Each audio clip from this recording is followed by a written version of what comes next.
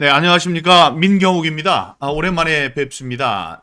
잠시 전에 인천지방법원 고등법원에서는 저의 감염병 예방법 위반에 대한 2심 재판이 있었습니다. 제가 기대도 많이 했는데요.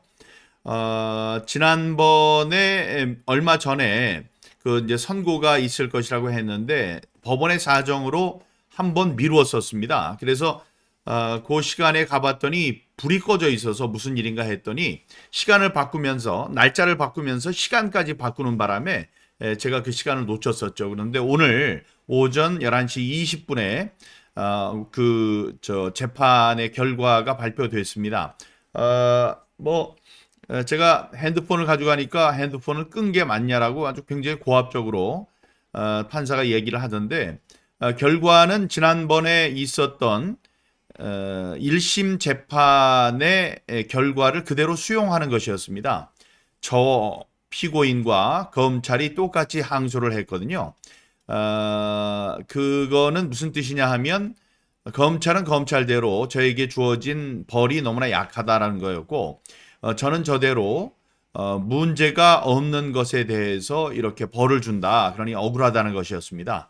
그런데 항소심 판사는 2심 판사는 고등법원의 판사는 자기가 여기에 섣불리 그 개입하면 안 되겠다는 결론을 아마 내린 것 같습니다. 양쪽의 주장을 전부 다 1심에서 있었던 주장과 똑같은 것이고 1심의 판단을 존중한다 이런 뜻으로 건드리질 않았습니다. 그러니까 저의 벌은 70만 원 벌금을 1년 유예하는 그런 것이 되겠죠. 확정이 된 이후에 1년 동안 동종의 범죄를 저지르지 않는다면 그러니까 70만 원의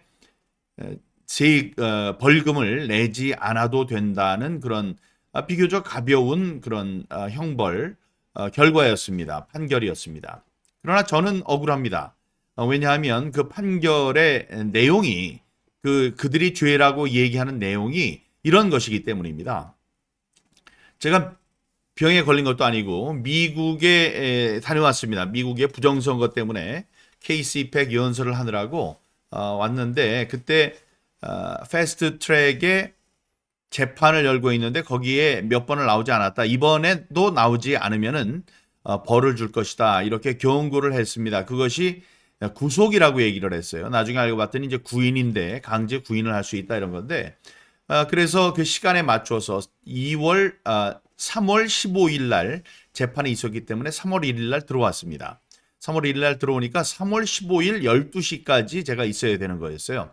그런데 3월 14일에 14일 동안의 격리 이후에 네가 병이 있었는지 없었는지 한번 보자. 그래서 테스트를 했습니다. 테스트에서 양성이 나왔죠. 제가 병이 없다는 결과가 나왔습니다.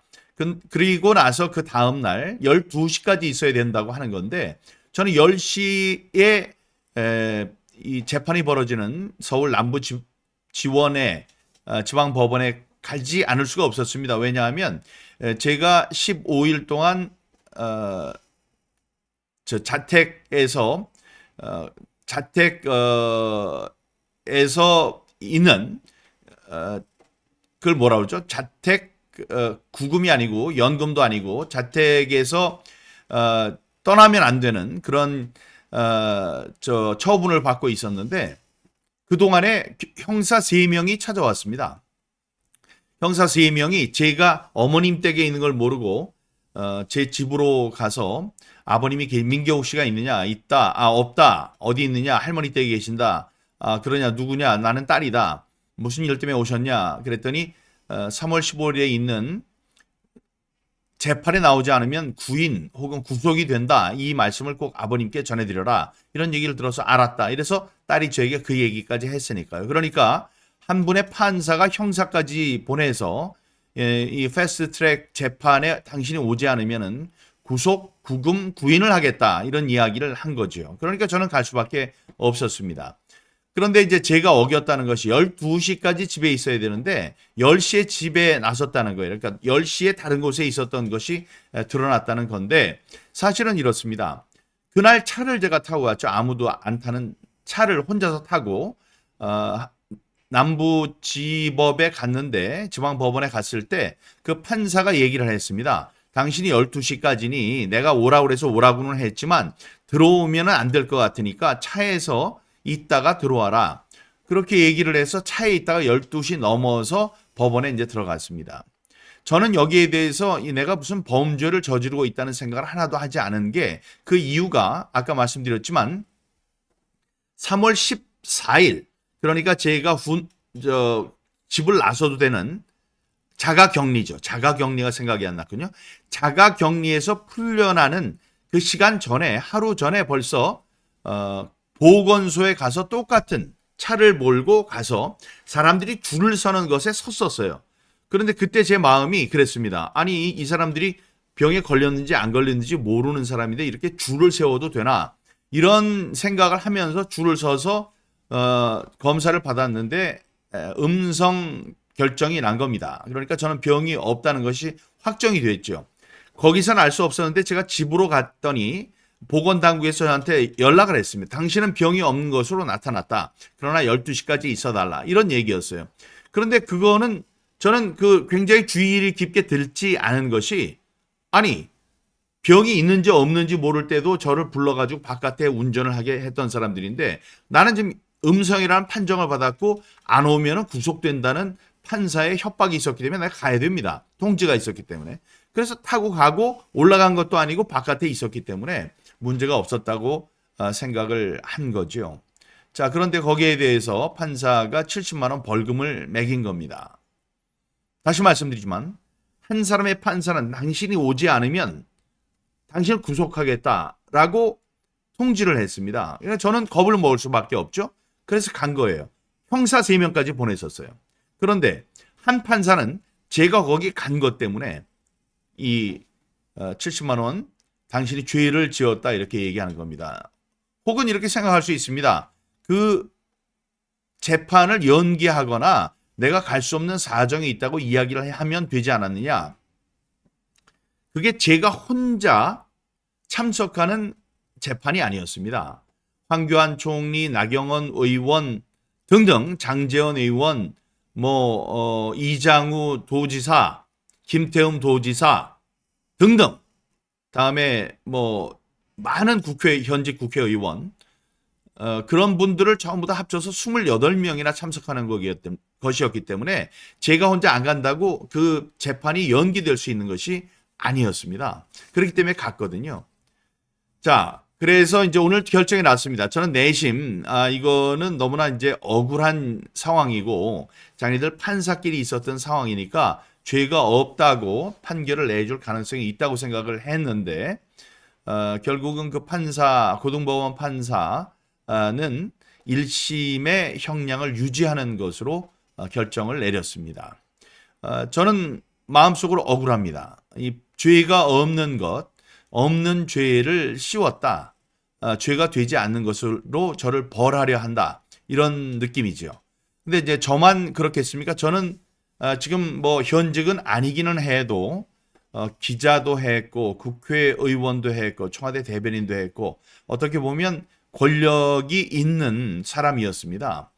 그런 제가 느끼는 이런 법 감정, 억울한 감정이 이런 게 그냥 일반인들 힘이 없다고 느끼는 일반 시민들에게도 똑같이 적용될 것 아닙니까? 그렇기 때문에 이런 억울한 감정, 이런 것은 이제 법 감정, 일반적인 법 감정으로 이제 느끼게 되는 건데 이게 unfair, 공정하지 않다, 억울하다 이런 느낌을 갖게 되는 거거든요. 사실 70만 원이란 건 아무것도 아닙니다. 70만 원 또 1년 동안 제가 그런 죄를 저지를 이유도 없고 그럴 리가 없기 때문에 1년만 있으면 아무 문제가 없는 것으로 판명이 될 거예요. 하지만 이 억울한 감정, 이게 죄가 없는 것을 벌을 주는구나 이런 감정이 있기 때문에 변호사들과 함께 이 상소를 해야 되는지에 대한 생각을 하고 결정을 하도록 하겠습니다. 이것 말고 또 하나 있는 것이 집회법, 집시법 관련해서 50만 원 벌금에 그것도 1년 유예를 하는 그런 게 있는데 그것도 항소심을 저희들이 2심 재판을 신청한 상황입니다. 그것의 결과도 어떻게 나올지 궁금합니다. 제가 오늘 느낀 건 그겁니다. 1심 재판관들이 너무 성의 없게 재판을 했다. 그래서 이게 억울하니 2심에 얘기를 하면 2심 재판관들은 좀 더 똑똑한 사람, 좀 더 신중한 사람이 이 사건을 들여다볼 것이다라고 생각을 한 거예요. 물론 이제 제가 피고의 입장이니까 그렇게 생각을 하겠지만 그렇게 됐는데 사실은 그게 아니다. 이 사람들은 편의주의적으로 생각을 하는 겁니다. 아무 죄가 없는 사람을 검찰이 죄가 있다고 해서 재판을 건 것도 억울한데 판사들이 생각하는 것은 내가 이것을 무죄를 때리면 검사들이 불이익을 본다. 그런 생각 때문에 그냥 이렇게 중도에서 저 합의를 마음속으로 그냥 그 협상을 하는 듯 자기 협상을 하는 듯한 그런 느낌을 받았습니다. 그래서 앞으로 제가 대법원에 이 재판을 가지고 간다면 대법관들은 저의 입장에서는 적들이 많죠. 많은 사람들 중에 그 14명 그 사람들 중에 누가 배정이 될지 모릅니다. 그런 입장에서도 제가 그 사람한테 가면은 내가 불리할 것이다. 질 수 있지. 뭐 이런 생각을 하면서 덤벼들어야 되겠구나. 이런 생각을 하지만 중요한 것은 뭐냐? 이기느냐 지느냐. 그 사람들이 내가 잘 봐줄 것이냐 못 봐줄 것이냐가 아니고 이러한 법이 옳게 적용되지 않은 것 같은 그런 느낌 이런 것을 해소하기 위한 한 시민의 싸움으로서 그러니까 바위에 계란 던지는 그런 심정으로 계속 싸워야 되겠구나 이런 생각을 하게 됩니다. 제가 앞으로 어떻게 되든지 그 상황을 여러분께 전달해 드리도록 노력할 것이고요. 저는 이 모든 것이 제가 부정선거를 제일 먼저 주창하고 싸우는 과정에서 이 정권에 밉보인 그런 이유로 억울한 일을 당하는 것이라고 생각하기 때문에 열심히 한번 싸워보겠습니다. 여러분도 많은 지원, 기도를 해주시기 바랍니다. 감사합니다. 민경욱 TV였습니다.